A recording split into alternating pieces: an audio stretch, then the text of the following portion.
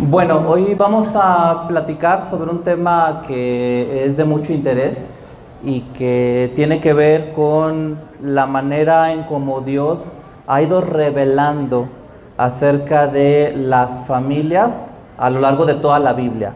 Porque de hecho gran parte de esta charla va a girar en torno a un pasaje de Génesis. Ese va a ser nuestro eje y de ahí vamos a irlo complementando con otros textos de la Escritura donde nos hablan sobre la familia. Como me presentó Rafa hace un momento, yo soy terapeuta familiar y cuando estudié terapia familiar me di cuenta que mucho del pensamiento que tienen los terapeutas familiares yo lo veía reflejado en lo que decía la Escritura sobre cómo deberían de estar estructuradas las familias, cómo deberían de funcionar, cuál debería ser el rol de todos los actores del sistema familiar. Déjenme ver si funciona. Sí, perfecto. Entonces, como ustedes pueden ver en la imagen, pues vamos a abarcar prácticamente todo el tiempo que comprende la Escritura, desde el 1513 a.C. hasta alrededor del 96 después de Cristo, que es cuando se escribe aproximadamente el libro de Apocalipsis. Y vamos a empezar con un texto. Ustedes saben que en Génesis hay un pasaje muy interesante en donde Dios dice: por eso dejará el hombre a su padre y a su madre y se unirá a su mujer y ambos serán una sola carne. ¿Han leído ese pasaje? Sí. Bueno, pues lo cierto es que Dios no dice eso. Si leemos el texto, está hablando Adán. Es Adán el que dice eso. Pero ese es uno de los textos más citados en la Biblia y por eso es que inconscientemente nosotros lo tomamos como si Dios lo hubiera dicho directamente. Claro, Jesús lo cita en Mateo y en Marcos, pero si ustedes revisan Génesis capítulo 2, eso lo dice Adán, no lo dice Dios. Y aquí vemos a Adán, fíjense qué interesante, como el primer profeta del Antiguo Testamento. Aquí está el texto, yo lo estoy tomando de la versión Reina Valera 1960, si ustedes traen sus versiones me pueden seguir, siempre es interesante analizar, comparar las diferentes traducciones. Lo voy a leer en la Reina Valera: por tanto, dejará el hombre a su padre y a su madre y se unirá a su mujer y serán una sola carne. Así lo dice la Nueva Traducción Viviente, lo traduce como serán uno solo. Así pone este pasaje. Y como yo les comentaba, este es uno de los textos más citados en el Nuevo Testamento. Que aquí quisiera yo hacerles alguna pregunta. ¿Cuál es el versículo del Antiguo Testamento más citado en el Nuevo? ¿Alguien sabe la respuesta? Que siempre es interesante ver las citas que hay en el Nuevo Testamento respecto al Antiguo. ¿Alguien sabe cuál es el texto más citado en el Nuevo Testamento? Juan 3:16 no está citando específicamente un pasaje del Antiguo Testamento, pero efectivamente es posiblemente uno de los textos más citados por los predicadores, por los cristianos en el mundo, ¿no? De tal manera amó Dios al mundo que ha dado a su Hijo unigénito para que todo aquel que en él cree no se pierda, mas tenga vida eterna. El texto del Antiguo Testamento más citado en el Nuevo es el Salmo 110, versículo 1. La Reina Valera dice: Jehová dijo a mi Señor, siéntate a mi diestra hasta que ponga a tus enemigos por estrado de tus pies. Aquí está hablando del Señor Jesucristo. El mismo Jesús le dice a los fariseos que este texto habla del Cristo, del ungido. Y eso no se lo rebaten los fariseos. Los fariseos no les saben contestar porque Jesús les pregunta que cómo, si el Cristo es hijo de David, David le llama Señor. Y este pasaje está citado en Mateo, está citado en Marcos, está citado en Lucas por el mismo Jesús, está citado en Hechos por el apóstol Pedro, está citado por Pablo en Primera de Corintios, en Efesios, en Colosenses y está citado en el libro de los Hebreos. Claro, es lógico que una promesa mesiánica, porque este salmo habla del Cristo como sacerdote y rey, tenía que ser el texto más citado en el Nuevo Testamento, pero este texto que nos interesa el día de hoy y que habla sobre la conformación de las familias no se queda atrás. Aparece citado en Mateo, aparece citado en Marcos, también lo cita Pablo en Efesios y también aparece citado en la primera carta a los Corintios en el capítulo 6. Fíjense, con esta imagen quiero que se la graben, que la mantengan en su memoria porque la vamos a ir modificando.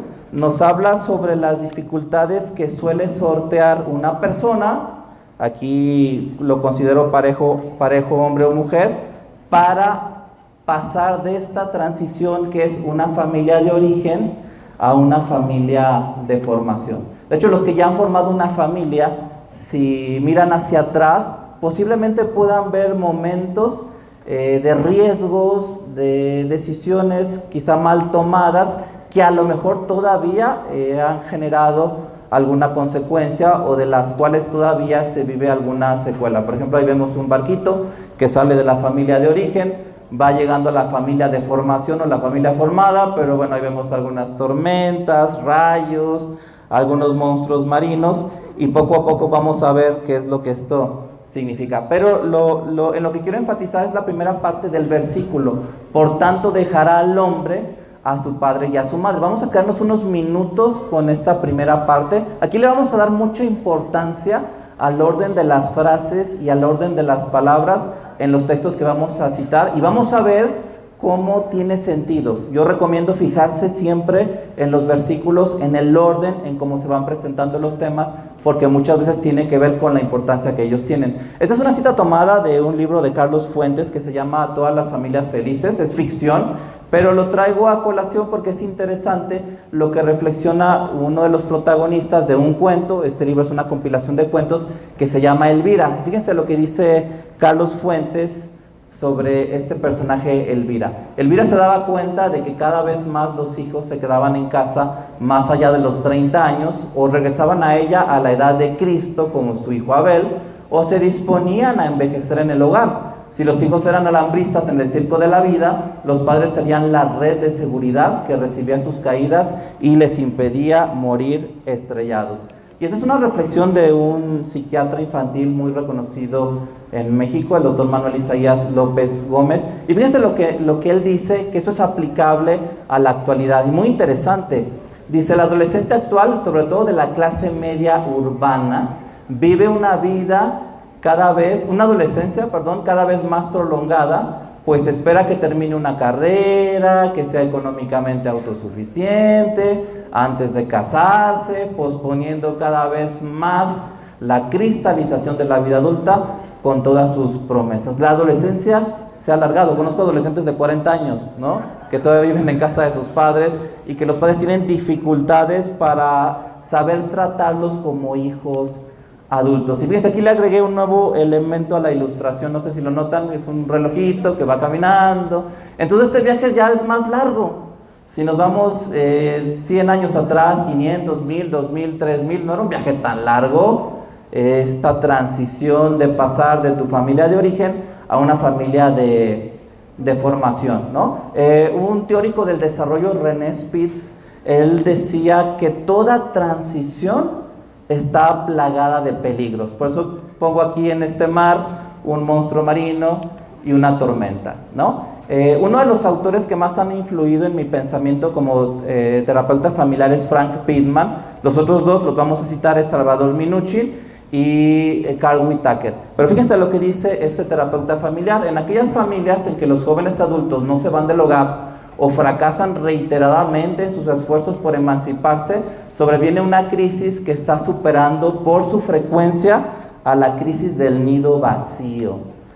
Hay una transición en los fenómenos que estamos viendo los terapeutas familiares en los últimos años. Vámonos 80 años atrás, cuando se estrena aquí en México, en las salas del cine, estamos hablando de 1941, esta película, Cuando los hijos se van, protagonizada por Sara García, Joaquín Pardavé y, ¿quién más?, Fernando Soler. 1941, un drama familiar, Cuando los hijos se van, que después se hizo otra versión más actualizada en su momento en 1969 con Alberto Vázquez. Pero fíjense la diferencia que hay, estamos hablando de los años 40, los años 60, el drama familiar, cuando los hijos se van. Y noten, este libro salió en el 2005, disponible en librerías. Ahora es al revés, ¿no? Cuando los hijos se quedan, ¿no? Y fíjense qué interesante, los solteros, las solteras y sus padres aún tengan una nueva forma de vivir en familia, un modelo de convivencia que cada vez, que se ve cada vez más frecuente, ¿no? Entonces aquí una psicóloga está dando estrategias para trabajar con estas familias. ¿Y qué es lo que sucede? Aquí vamos a analizar, pero a lo que voy es que quiero yo mencionar ejemplos de cuando a veces se obstruye o se entorpece ese proceso de dejar la casa paterna. Y una consecuencia que vemos, y esto a veces no lo reflexionamos, es que entre más tiempo pase un chico en la casa de sus papás, entre más tiempo tarde en salirse, más va a aprender sobre las pautas del sistema familiar y de cómo funciona una pareja. Y aquí vienen algunas preguntas interesantes que vale la pena que las reflexionemos y que incluso se las pueden llevar de tarea para los matrimonios que están aquí presentes. Fíjense, ¿qué le estás enseñando a tus hijos sobre el matrimonio? Que aquí la pregunta, yo quiero también extenderla a lo que dice la teoría general de sistemas. Uno de los axiomas de la teoría general de sistemas es que todo comunica. La palabra axioma es un sinónimo de principio o fundamento. Todo comunica, es imposible no comunicar. No estoy diciendo que tú te sientes con tus hijos y les enseñes que es un matrimonio, no es así, sino que en la convivencia, en el día a día, en lo que los hijos ven, que eso es bíblico, lo vamos a ver, ellos están aprendiendo. Y entre más tiempo pasan aprendiendo, más posibilidades hay de que repliquen esas pautas en el futuro. ¿Tus hijos te observan disfrutando la compañía con tu pareja? Porque ellos van a aprender sobre eso. ¿De qué forma comunicas a otros, a la sociedad, tu tipo de relación? ¿Qué es lo que perciben ellos? Más preguntas. ¿Qué aprendiste de tus padres sobre lo que era un matrimonio? Siguiente pregunta. ¿Identificas similitudes o diferencias lo que tú estás construyendo? Que vamos a ver un pasaje de Mateo muy interesante que habla sobre la edificación de las familias y que es una interpretación que a veces no se da, pero que es totalmente válida y ahorita lo vamos a ver. ¿Es necesario cambiar algo? Ahora regresemos al tema de las dificultades para abandonar la casa materna.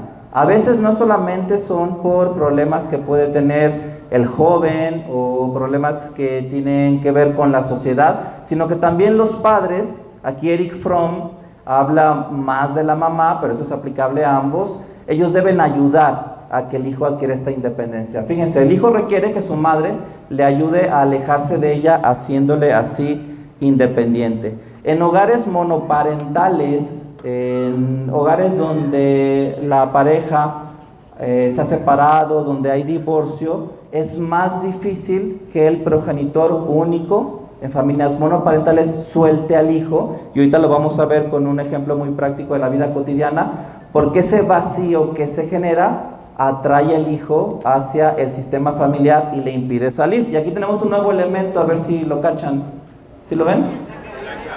Ajá, aquí hay un ancla. Entonces ya se está complicando la cosa. Empezamos nada más con un monstruo marino, con una tormenta, pero ya se alarga la trayectoria, porque la adolescencia es un periodo más largo en la actualidad. Y ahora también si hay problemas, sobre todo en el matrimonio de los padres, eso puede ser un ancla para que el hijo pueda salir, ¿no? A mí me preocupan mucho las familias monoparentales, y al final vamos a platicar, porque la Biblia habla mucho sobre familias monoparentales, pero no lo sabemos ver, y yo les voy a dar un tip para que podamos encontrar qué dice la Biblia sobre las familias monoparentales. No sé si ustedes han leído, a los que les gusta la poesía, El Nocturno a Rosario. Es una poesía muy vieja de un escritor mexicano, Manuel Acuña, que se escribió en el siglo XIX, y aquí hablamos sobre estas dificultades que tenía este joven, que desafortunadamente se suicidó, para abandonar el sistema familiar y formar una unidad. Que esto también los psicoanalistas lo podrían ver como el famoso complejo de Edipo. Fíjense, dice, qué hermoso hubiera sido vivir bajo aquel techo, los dos unidos siempre llamándonos los dos. Tú siempre enamorada, yo siempre satisfecho, los dos una sola alma, los dos un solo pecho, y en medio de nosotros mi madre como un Dios. Así de, ay, La señora común dice, ¿qué tiene que ver? ¿No? ¿Y por qué no menciona al papá también? Bueno, aquí había un tema con Manuel Acuña, porque tenía que estar en medio la mamá con un Dios. Pero sí es importante, y lo vamos a ver en los próximos minutos, que Dios esté en la pareja, ¿no? Aquí habla de el amor erótico entre un hombre y una mujer, habla de una sola alma, esta conexión emocional, un solo pecho, la atracción física o la conexión física, pero aquí la madre no debe ser un Dios, aquí debe de estar Dios, ¿no? Y la madre tiene que estar en otro sistema, que eso no implica que dejes de honrar a tus padres por formar una nueva familia. Ahora aquí quiero poner yo el ejemplo de las jeringas.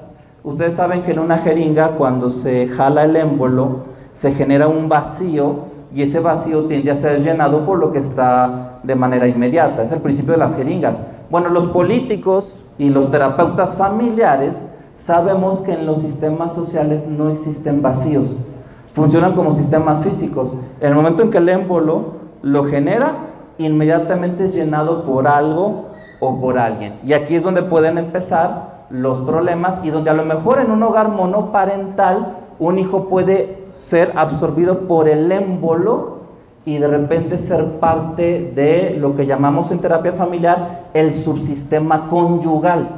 Y entonces se vuelve como una especie de pareja para ese progenitor que está solo, y si hay más hermanitos, se vuelve como un papá, que es el fenómeno del rol del hijo parental. Eso está tomado de un libro muy interesante de Marta Alicia Chávez, que ella quizás es más conocida por el libro Tu hijo, tu espejo, pero ese es un libro en donde da consejos a padres divorciados. Y fíjense lo que dice esta autora, que a mí me gusta, ella es psicóloga y terapeuta familiar. Es un fenómeno que sucede de manera inconsciente y siempre se presenta en situaciones de divorcio.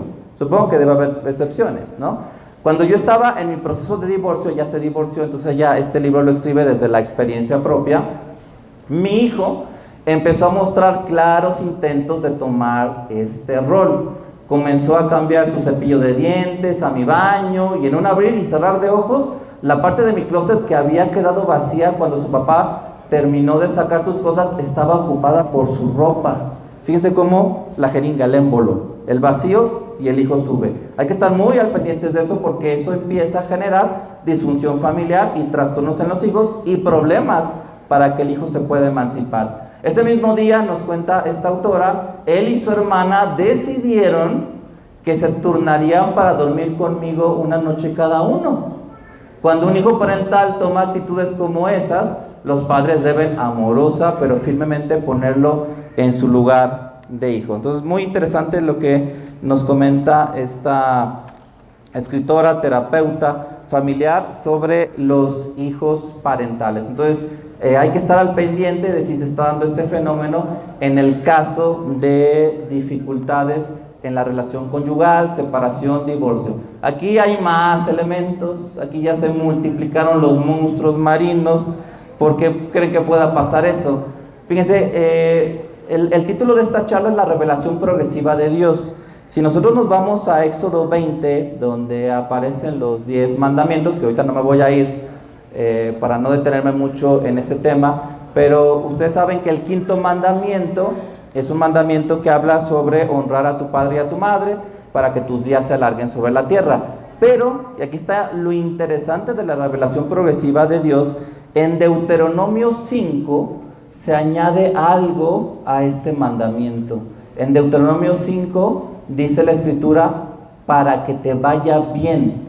Y que después Pablo hace énfasis en eso, en la epístola de los Efesios, de que es el primer mandamiento con promesa. Ahora, la cosa no es tan sencilla de que, bueno, yo voy a honrar a mis padres y entonces Dios me va a recompensar, me va a retribuir y me va a ir bien.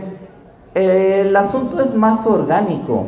Ahora sabemos que los padres representan el modelo a través del cual nosotros aprendemos a relacionarnos con el resto de seres humanos.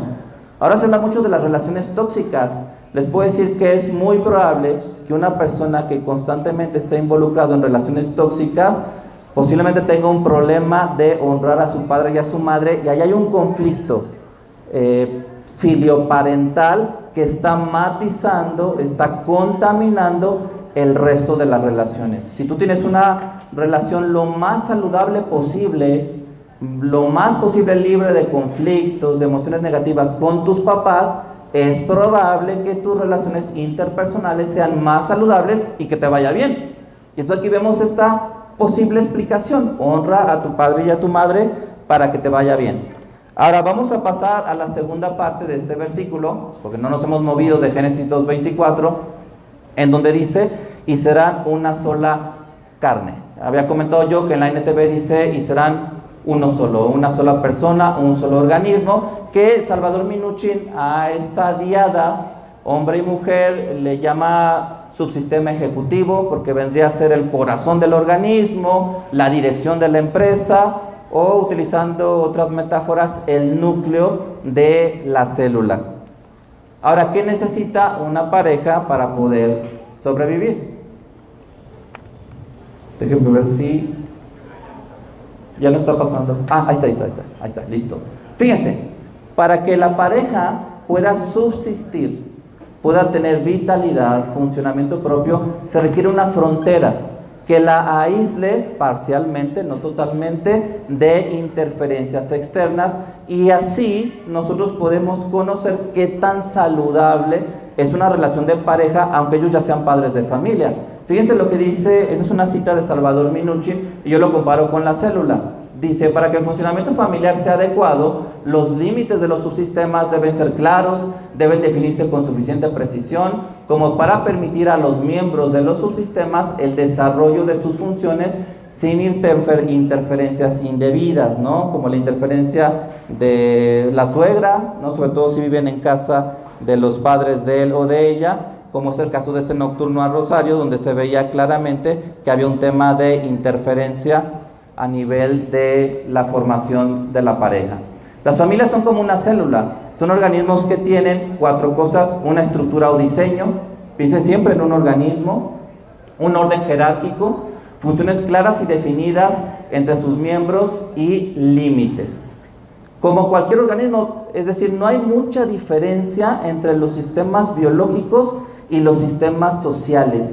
Por eso es que posiblemente la teoría general de sistemas sea una teoría universal que nos ayuda a entender el funcionamiento de una célula, el funcionamiento de un átomo, el funcionamiento de una galaxia o el funcionamiento de una familia, porque ahí vemos el sello del creador, principios básicos que rigen un sistema como una forma organizada de ejercer funciones. Ese es uno de mis autores favoritos en terapia familiar, Salvador Minuchin. Dice, tanto el esposo como la esposa deben ceder parte de su individualidad para lograr un sentido de pertenencia. Esto me suena a Cantar de los Cantares 2.16, que dice, mi amado es mío y yo soy suya. Muy interesante, ¿no? Casi nunca se cita Cantar de los Cantares para hablar de las parejas, y de hecho años atrás, siglos atrás, se espiritualizaba demasiado este texto, que por algo está en la Biblia. Yo les recomiendo que lo lean para entender la conexión emocional que tienen las parejas. Ahí vemos ese sentido de pertenencia, y ahorita vamos a ver algo muy interesante que tiene que ver con la iniciativa que a veces toma la mujer en el libro del Cantar de los Cantares. Los adultos deben de poseer un territorio psicosocial propio. ¿Qué es esto que aparece aquí? Un refugio que pueden proporcionarse mutuamente y un sostén emocional. ¿Cómo evaluamos estas fronteras? ¿Cómo sabemos si una pareja de padres de familia o una pareja recién casada, que a lo mejor están recibiendo muchas interferencias de la familia extensa, está delimitando adecuadamente estas fronteras? Son preguntas que yo hago en mi consultorio cuando evalúo familias. Primera pregunta, ¿cuándo fue la última vez que salieron ustedes dos juntos, solos como una pareja? De hecho, la respuesta que más me ha llamado la atención fue hace algunos años. Una pareja ya mayor me dijeron, doctor, la última vez que salimos juntos fue en noviembre del 76. Yo, pues yo ni siquiera había nacido. Quiere decir que toda mi vida, ustedes no han salido juntos, no salgan juntos todavía, es muy amenazante. No saben lo que es eso, vamos a ir poco a poco, como empezar a caminar otra vez, ¿no? Claro, es un caso extremo, pero generalmente me encuentro con, a lo mejor no que nos vayamos hasta la década del 70, pero no recuerdan cuándo fue la última vez que salieron juntos. Entonces ahí vemos que está difuminada esa frontera. ¿Cuándo fue la última vez que salieron a cenar, al cine, a bailar, a un concierto? O incluso, si no tienen dinero, que se pone a veces mucho como pretexto, a sentarse en la banca de un parque sin los hijos, ¿no? Porque a veces ponen ejemplos de reuniones familiares, pero no. La pareja requiere un territorio psicosocial propio, con fronteras para poder sobrevivir. ¿Existen interferencias que las impidan? ¿Qué frecuencia tienen estas salidas? ¿Cómo piensan mantener vivo el matrimonio si no le dedican tiempo a la relación? Nuevamente yéndonos a la célula, la familia es un organismo vivo. Necesitamos darle oxígeno, nutrirla. Eso es lo que necesita una pareja para poder sobrevivir. Ya no se consideran una pareja. De hecho, Minucci les decía, les tengo noticias, señores, después de esta evaluación, no me convencen de que estén casados. Ustedes me podrán enseñar fotos de la boda, evidencia de una ceremonia religiosa, un acta de matrimonio, pero a mí como terapeuta familiar no me convencen, y yo quisiera preguntarles si usted se quiere casar con ella y usted se quiere casar con él, y yo los caso aquí en el consultorio. Claro que esto les cae como un balde de agua fría, porque él como terapeuta no ve ese sistema o ese espacio psicosocial que se defienda. Y fíjense qué interesante lo que nosotros vemos en Cantar de los Cantares, que ya me había adelantado yo un poquito a este texto, en donde cada miembro de la pareja pierde individualidad, sí, pero gana un sentido de pertenencia. Mi amado es mío y yo soy suya. Un sistema, una sola carne. Yo soy de mi amado y conmigo tiene su contentamiento.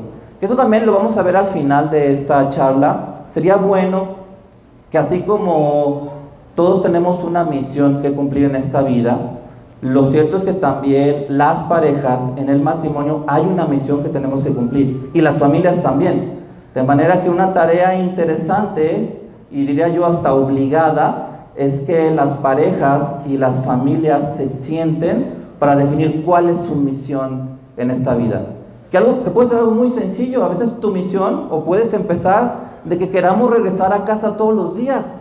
Yo veo que una familia entra en foquitos rojos cuando me platican que no quieren regresar a casa. Y eso me lo platican los adolescentes, me lo platica el padre de familia o la madre de familia. Podemos empezar con tener la misión de que el esposo quiera regresar a su casa después de su jornada laboral. Como dice Cantar de los Cantares, yo soy de mi amado y conmigo tiene su contentamiento. Él quiere regresar para pasar tiempo conmigo. Y fíjense qué interesante. Voy a ver si puedo yo darle una traducción actual. Dice aquí la mujer: ven, oh amado mío, salgamos al campo, moremos en las aldeas. Traducción: vámonos a Mazamitla, vamos a pueblear un poco, ¿no? Sin los hijos. Levantémonos de mañana a las viñas, veamos si brotan las vides, si están en cierne, si han florecido los granados, allí te daré mis amores. Nuevamente, el subsistema conyugal defendiéndose de interferencias ajenas. Pero aquí lo más interesante es que la mujer toma la iniciativa. Ella invita al Señor, invita al hombre. Dice: ven, oh amado mío. Es interesantísimo eso. Muchas veces, cuando un matrimonio entra en crisis, quien busca la restauración es la mujer. Cuando llaman para pedir terapia familiar, llama a la mujer. Cuando buscan consejería, es la mujer la que jala al hombre. Es interesante, pareciera ser que por naturaleza la mujer tiene más iniciativa para preservar el sistema conyugal. Y bueno, regresemos a nuestro texto base, ya para pasar a otros versículos de la Escritura. Por tanto, dejará el hombre a su padre y a su madre, y se unirá a su mujer, y serán una sola carne. Es interesante que en la cultura griega ya existía este concepto de las parejas como uno solo, y es posterior a la Torá, al Pentateuco. Y esto lo vemos reflejados en los diálogos de Platón, al grado de que algunos estudiosos de la obra platónica creen, no se ha demostrado, que Platón tuvo acceso a los libros sagrados del pueblo judío, y que muchas de las cosas que menciona Platón, que realmente son diálogos donde aparece su maestro Sócrates, tienen principios de la Escritura. No sé si ustedes han oído hablar del mito del andrógino, que tiene que ver con la historia de los hombres y las mujeres en el principio, de acuerdo a la mitología griega. Y aquí yo lo cito nada más como un dato cultural que nos puede dar una enseñanza interesante. Fíjense, Eso está tomado del diálogo El banquete, donde Sócrates está con varios amigos y están hablando sobre temas del amor.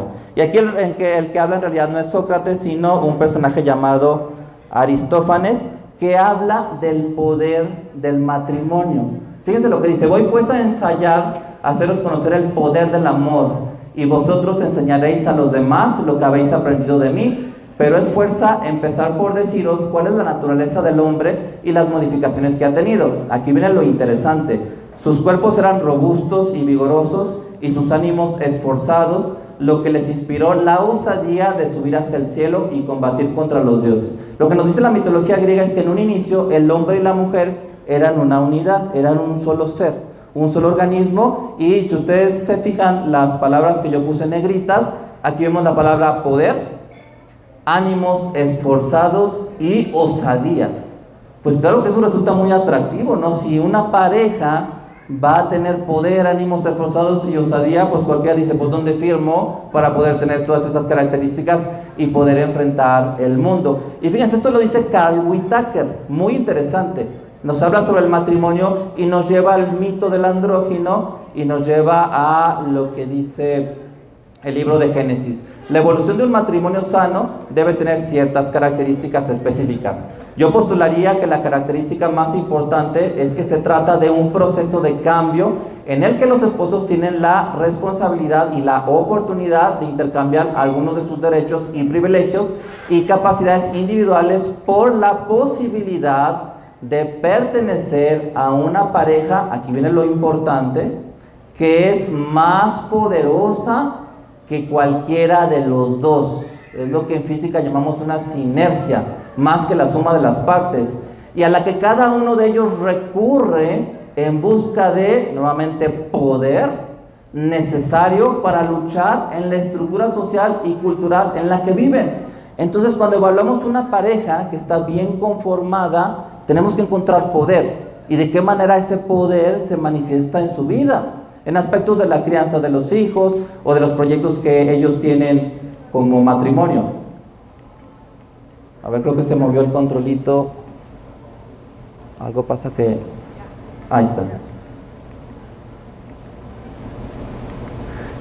Fíjense, les voy a terminar de contar la historia del mito del andrógino para que sepan qué pasó, por si se quedaron picados con este tema. Esto lo dice Zeus. Él dice: a ver, no me gusta que estos seres que son hombres y mujeres pegados tengan tanto poder, tanta osadía, que desafíen a los dioses, vamos a cortarlos para disminuirles poder, ¿no? Esto lo dice Zeus: creo haber encontrado un medio de disminuir sus fuerzas, los separaré en dos y así los debilitaré.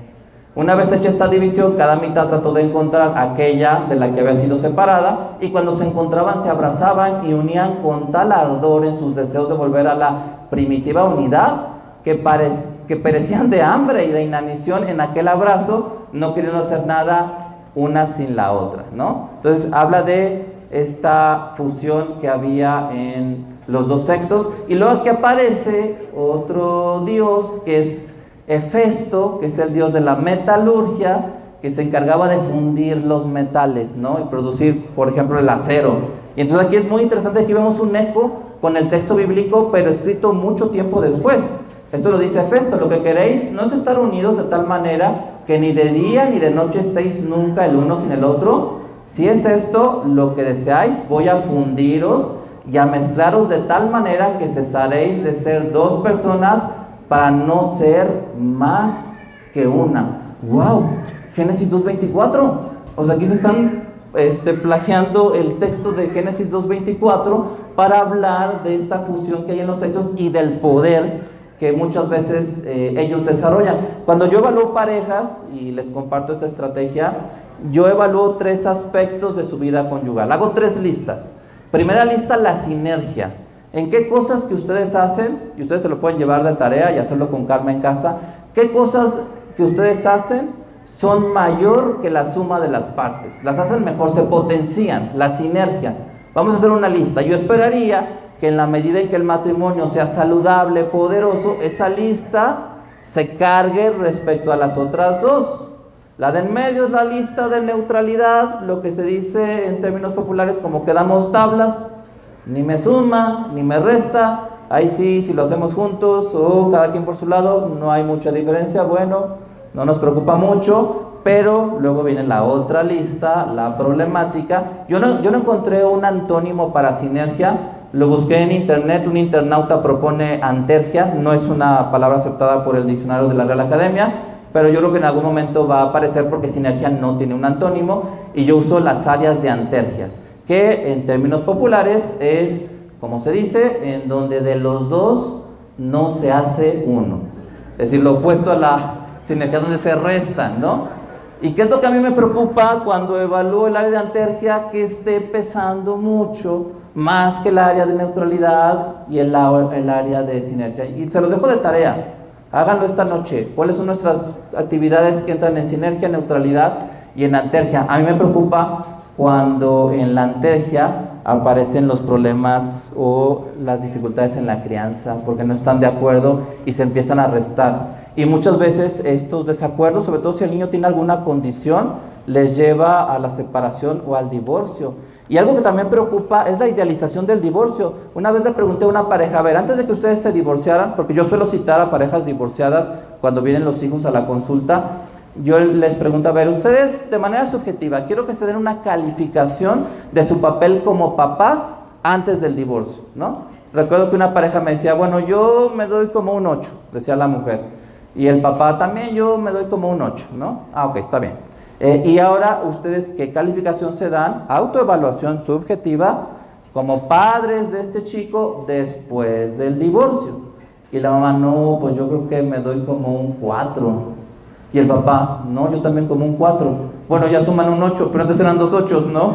Entonces aquí entraron en el área de antergia, porque finalmente si hay un hijo de por medio, a lo mejor antes los unía el amor y después los une el odio, pero siguen unidos y se cumple esta predicción de hasta que la muerte los separe, porque ahora los une el odio, el conflicto relacionado con cómo apoyar a un hijo, y antes los unía el amor, siguen unidos, ¿no? Hasta que la muerte los separe. ¿Quién debe estar a cargo de la crianza? Fíjense qué interesante, eso nos lo dice el libro de Proverbios casi al inicio, el capítulo 1, versículo 8. Oye, hijo mío, la instrucción de tu padre y no desprecies la dirección de tu madre.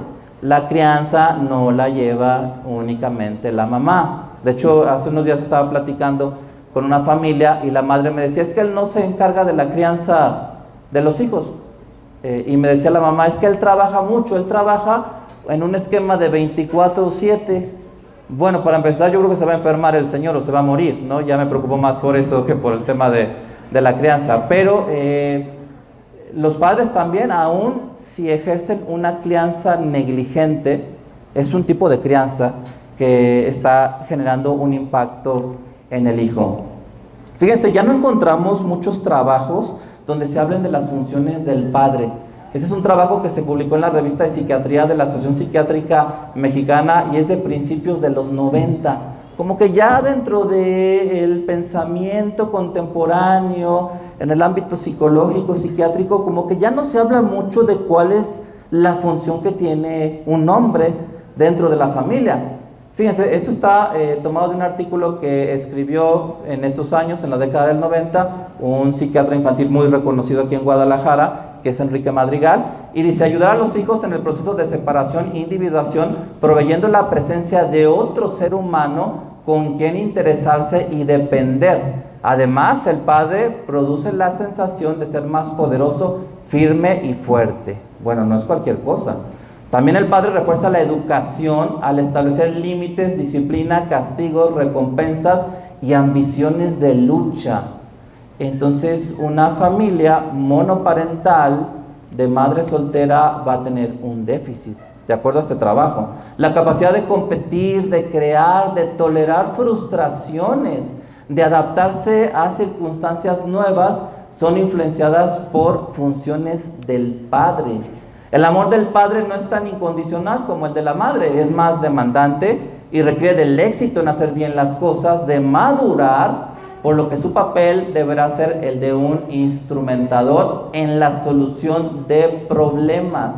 Del padre se aprenden gestos, movimientos, palabras y formas de hablar de jugar y posteriormente influye en el tipo de ocupación.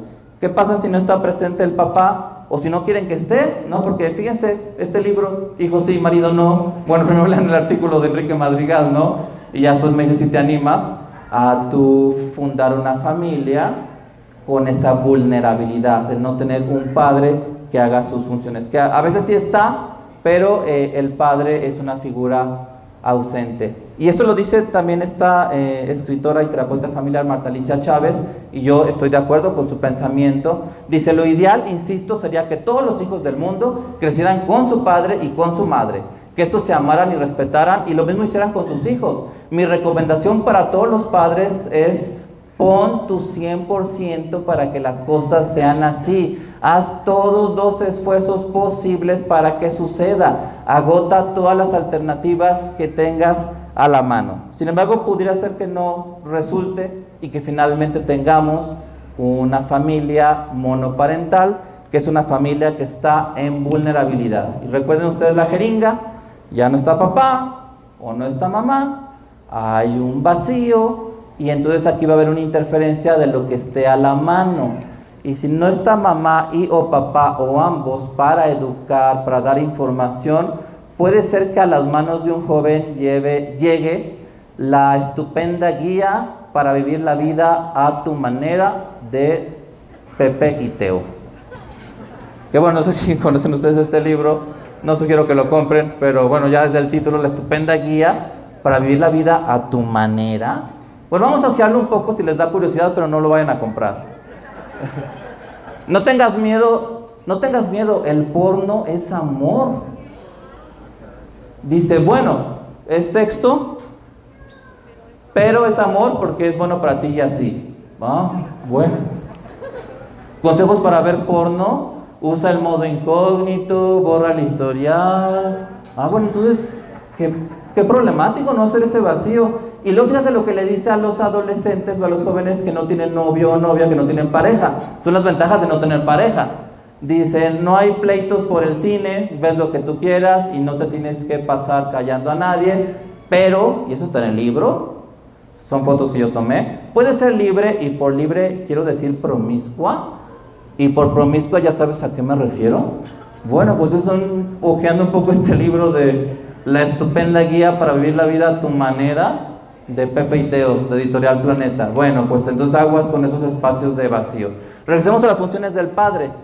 ¿Qué otras funciones tiene un padre? Y me refiero al varón. La confianza en sí mismo se estructura con más firmeza cuando el padre apoya al niño sistemáticamente. Yo crecí sin un papá y yo creo que yo hubiera sido una persona más segura de mí mismo si hubiera tenido ese apoyo sistemático. Hay algo que el niño capta cuando ve que detrás de él hay una figura paterna respaldando. Los niños también perciben la vulnerabilidad de su mamá, y eso también les lleva a vivir con cierto nivel de inseguridad. Cuando los papeles descritos para el padre deben ser los de líder de la familia, fíjense, esto lo está diciendo un psiquiatra infantil en una revista de psiquiatría de la Asociación Psiquiátrica Mexicana. No estoy citando un autor cristiano en una revista cristiana. Y dice: deben ser líder de la familia y proveedor tanto de satisfactores económicos como de seguridad física y emocional. Ustedes saben lo que dice 1 Timoteo 5:8, porque si alguno no provee para los suyos y mayormente para los de su casa, ha negado la fe y es peor que un incrédulo. Son palabras muy fuertes del apóstol Pablo en la epístola a Timoteo 5:8, donde habla de estas fallas en la capacidad para ser proveedor. Y fíjense, aquí también interesante, es portador de tradiciones culturales, políticas, religiosas que el hijo integra en su ser. Y aquí quiero yo tomarme algunos minutos sobre el tema de las tradiciones religiosas y cómo son mal pasadas a la siguiente generación. Ya en algún momento, los que me han escuchado saben que recomiendo la lectura de La carta al padre de Franz Kafka. Él le reclama a su papá de su falsa religiosidad. Y fíjense lo que él concluye. Dice: tiempo después, siendo ya adolescente, interesante, no entendía cómo con tu falso judaísmo podías reprocharme que no participara yo también en aquella farsa. Recitaba rutinariamente oraciones como algo carente de todo sentido. Esta fue pues la herencia religiosa que me dio. Dice, ¿qué cosa podía hacer con semejante legado sino deshacerme cuanto antes de él? Ahorita vamos a ver cómo podemos evitar que esto no suceda. Una novela de Carlos Fuentes que habla de los conflictos de un adolescente y también habla de aspectos de la religiosidad muy interesante. El adolescente se llama Jaime Ceballos y fíjense lo que dice este personaje. Es ficción, pero es interesante ver lo que plasma el autor en Jaime Ceballos. La iglesia es el lugar donde vienen doña Asunción y mi tío Valcárcel, que eran sus padres adoptivos, y todos los demás a sentirse buenas gentes una vez por semana. Vienen aquí como van al teatro o a una fiesta, a que los vean. No les importa Cristo, ni quieren de veras vivir con Él.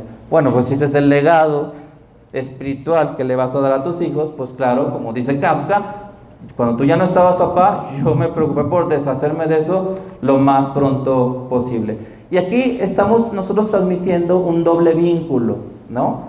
Con palabras hablamos de aspectos espirituales, pero de manera no verbal, esto lo menciona la teoría de la comunicación humana, lo contradecimos. Y de hecho, para entender en pocas palabras lo que es un doble vínculo, Oseas 11:7. Aquí queda perfectamente ejemplificado lo que es un doble vínculo. Un mensaje verbal que entra en contradicción con una conducta o un mensaje no verbal.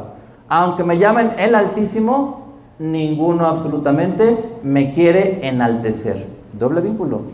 Bueno, hay una contradicción. Verbalmente le llamas el Altísimo, pero no lo tratas como tal. Ahora, ¿qué hacer cuando hay estas deficiencias parentales? Lo primero, este vacío, este émbolo de la jeringa, puede ser suplido por la figura de Dios, ¿no? Tanto padre como madre. Y eso es una promesa. Salmo 27:10, aunque mi padre y mi madre me dejaran, con todo Jehová me recogerá.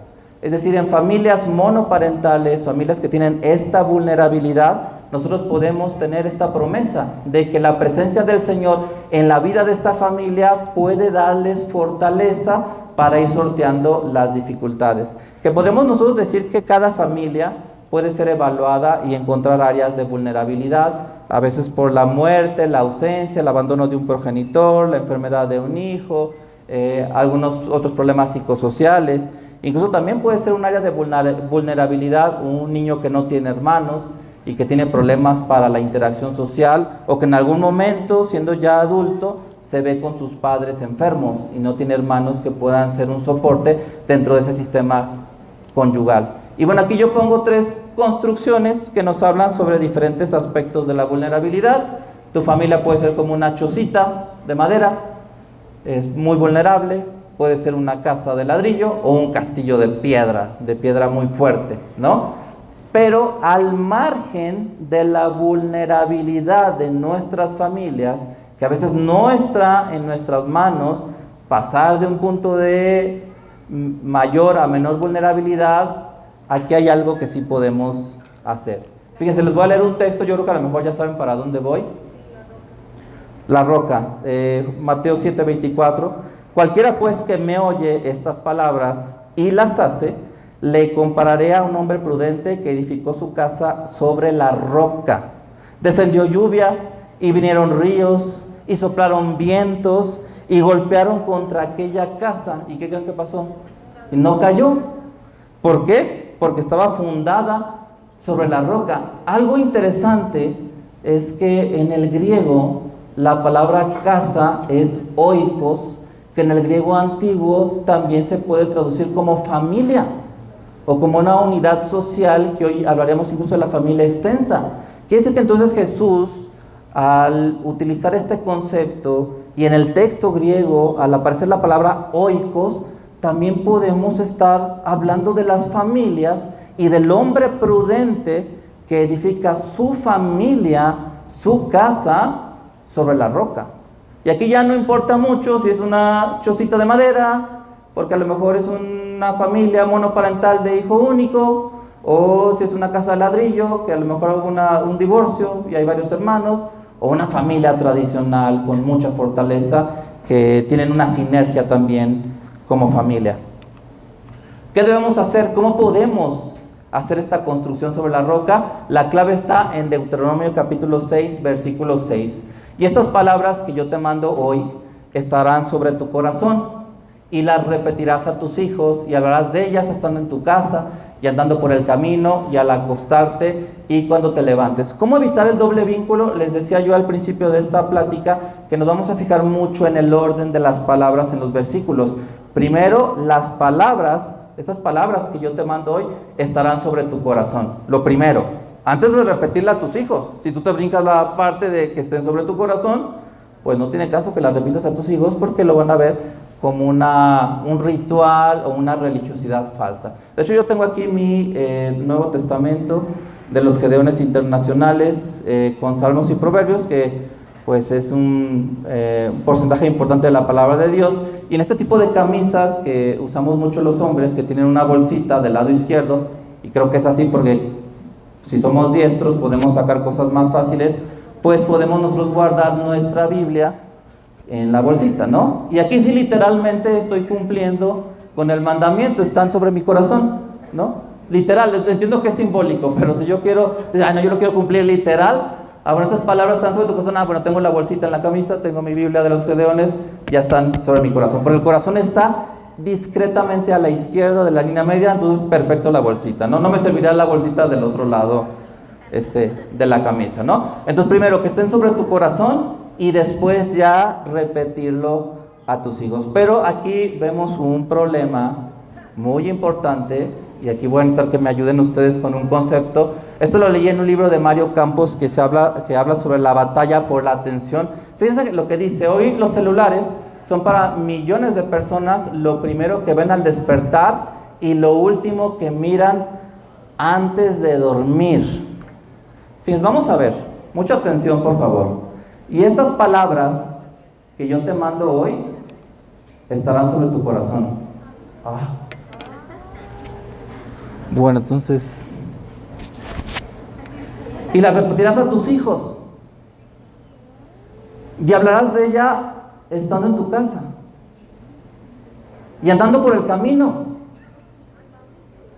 y al acostarte, y cuando te levantes. ¿Cómo se llama eso? Dios nos está pidiendo que tengamos un trato hacia la palabra de Dios, y lo estamos haciendo con los dispositivos electrónicos. Es gravísimo lo que estamos haciendo y no nos damos cuenta. ¿Cómo se llama eso? A ver, díganme cómo se llama. Idolatría. El trato que Dios pide que le demos a su palabra, se la estamos dando a los dispositivos electrónicos. Hay un problema importante ahí, sobre todo porque también, más allá de los problemas físicos y psicológicos que tienen los dispositivos electrónicos en menores de edad, hay un tema también espiritual, de idolatría. Fíjense, esto es una encuesta que hizo Stephen Covey, ya es vieja, es de la Sociedad Norteamericana, que habla del tiempo que pasa en pantallas un niño entre 8 y 18 años, que son 7 horas y media.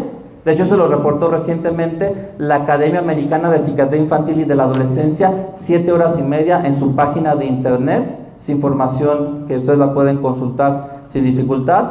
Y muchos niños, de acuerdo a Stephen Covey, es una encuesta norteamericana, pasan 5 minutos al día con su papá.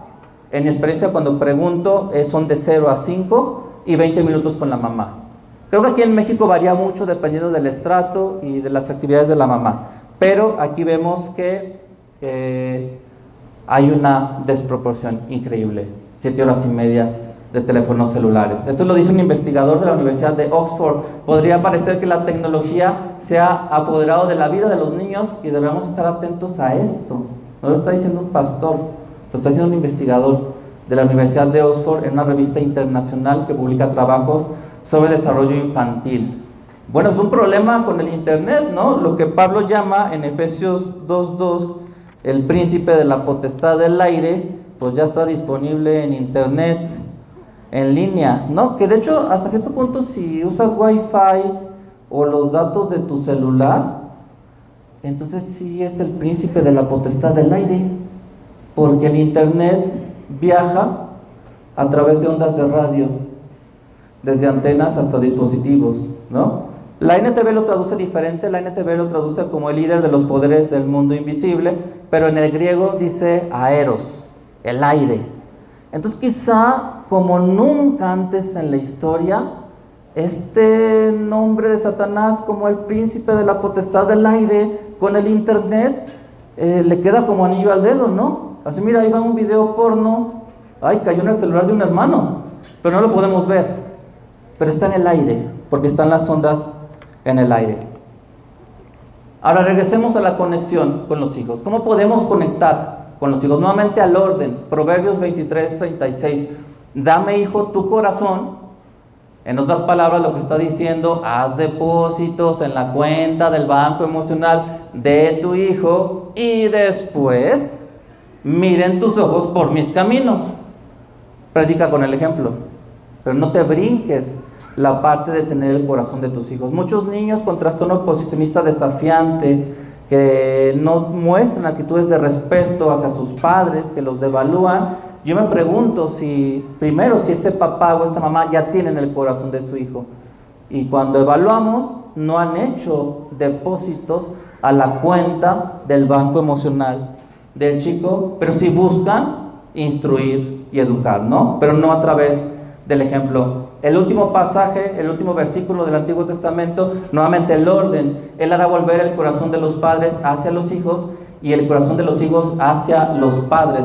La conexión se restaura desde el liderazgo de la parentalidad y en este proceso el papel del hijo es secundario. Primero tú debes de restablecer la conexión. Hay papás que pareciera ser, a veces no lo dicen directamente, que buscan que el hijo dé el primer paso. Ahora regresamos a Mateo 19:4, hablando de la revelación progresiva, cuando Jesús habla sobre el matrimonio. Dice, él respondiendo les dijo, ¿no habéis leído que el que los hizo al principio, varón y hembra los hizo?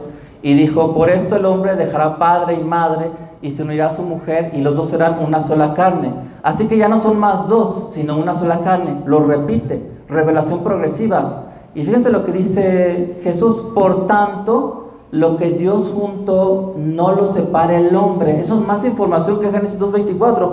Entonces Dios está involucrado formando a la pareja, que eso es totalmente acorde con lo que nosotros entendemos sobre la conformación del ser humano. Y muchos de nosotros ya hemos escuchado varias veces citar 1 Tesalonicenses 5:23, cuando Pablo habla de que todo vuestro ser, espíritu, alma y cuerpo, sean irreprensibles hasta la venida del Señor.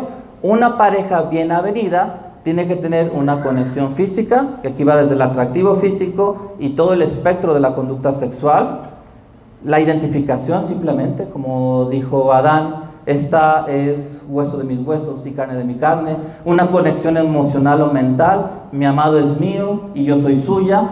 Y una conexión espiritual. Fíjense qué interesante, gracias a entender esta conformación tripartita de las parejas, sabemos que todas las parejas del mundo necesitan desarrollar una conexión espiritual. En el libro de Tobías, que es un libro deuterocanónico, no lo tienen las Biblias cristianas, yo lo tomé de una versión católica que es la Torre Samar. Fíjense, es interesante, no lo estoy citando como un texto inspirado, pero sí un texto donde podemos extraer sabiduría del pueblo de Dios. Díjole entonces el ángel Rafael, escúchame que yo te enseñaré cuáles son aquellos sobre los que tiene potestad el demonio, los que abrazan con tal disposición el matrimonio, que apartan de sí y de su mente a Dios, entregándose a su pasión como el caballo y el mulo, que no tiene entendimiento. Esos son en quienes tiene poder el demonio. Entonces es importante la presencia de Dios en la relación de pareja. Y Stephen Covey,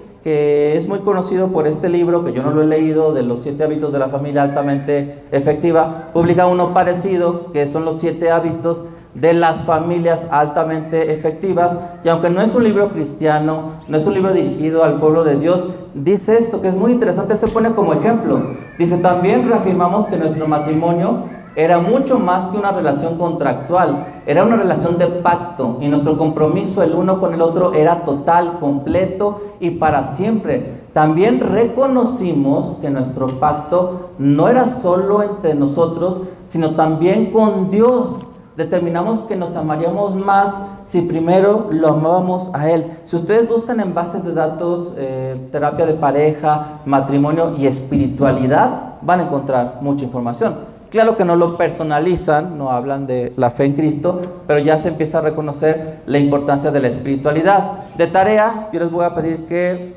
contesten estas preguntas para evaluar la conexión espiritual con tu pareja.